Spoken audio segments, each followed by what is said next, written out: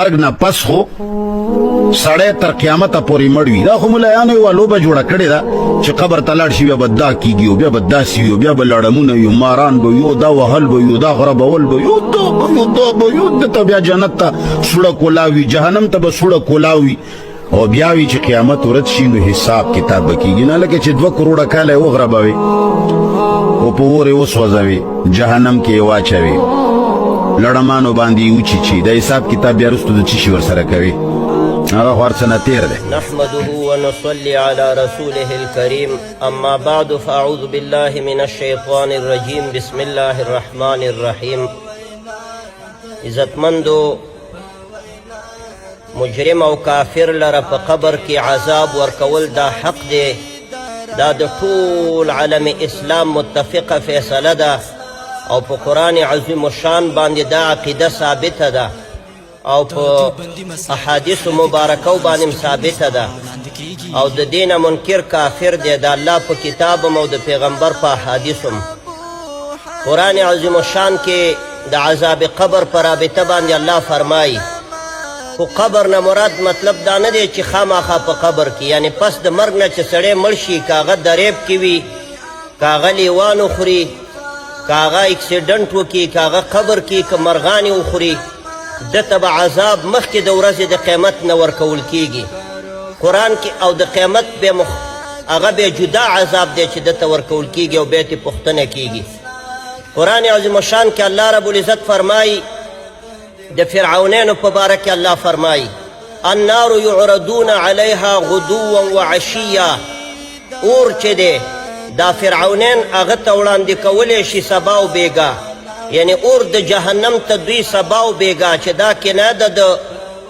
د ټول وخت نه او د ټولې زمانې نه یعنی علی الدوام دوی اور د جهنم ته وړاندې کولی شي او دوی معذب دي. بیا ورپسې الله وایي ویوم تقوم الساعة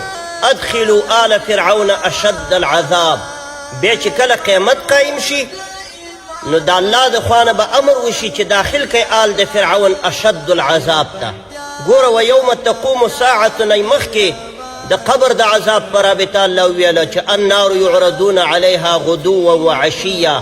سبا او بیګا اور ته دوی وړاندې کولی شي او ویوم تقوم الساعة د قیامت به بیل عذاب. دا د قرآن کریم د نس نه عذاب قبر ثابت. دویم ځای کې د نوح علیه السلام د قوم په باره کې الله فرمایي اغرقوا فادخلوا نارا فلم يجدوا لهم من دون الله انصارا. 9 سپاره سوره نوح کې الله فرمایي دوی غرق کړلی شو په اوبو کې فادخلوا نارا نو اور ته داخل شو. دا فادخلو کې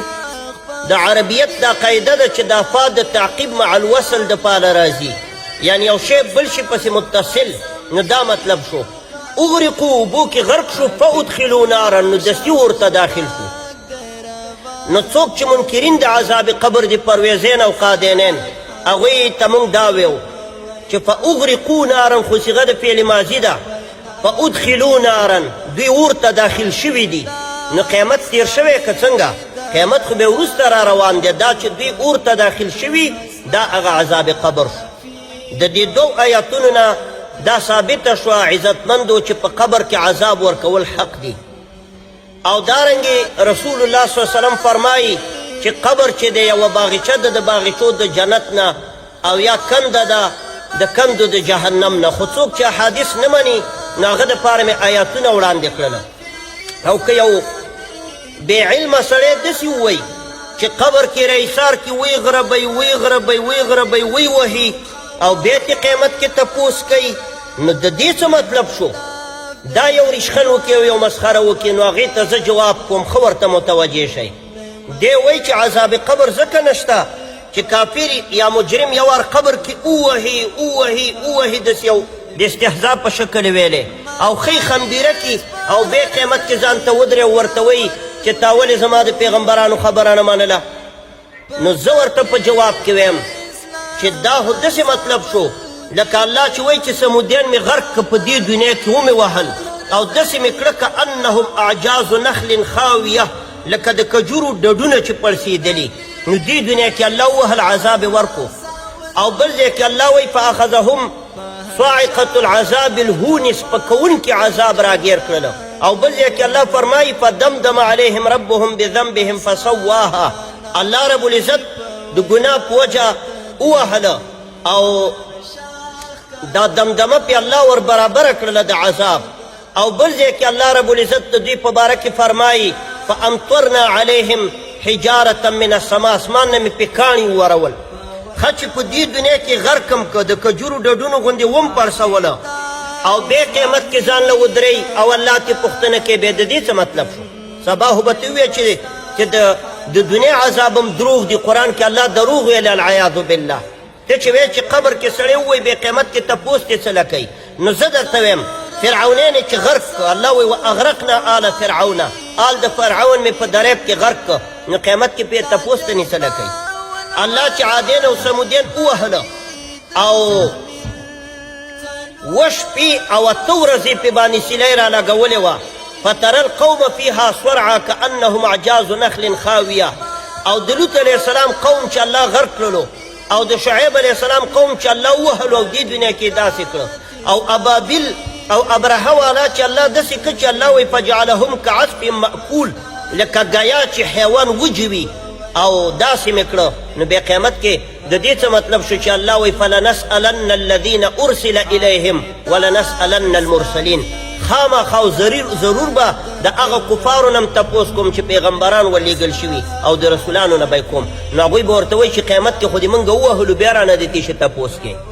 نو د دې خو داسې مطلب شو دا د قرآن ټول ایتونه به دروغ دي العیاذ بالله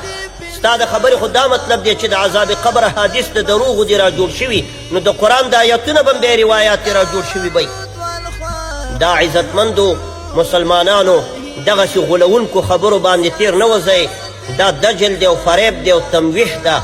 دا غلطه ده په صلحاو احادیث د عذاب قبر په باره کې د رسول الله صلی الله علیه وسلم نه راغلي دي او څوک چې د رسول الله صلی الله علیه وسلم قول نه مني هغه قرآن نه مني د قرآن او د نبی علیه السلام د قول یو حیثیت دی قرآن وحی جلی ده او احادیث د رسول الله وحی خفي ده دا فرق دی پکې نو الله دې موږ او تاسې په صورات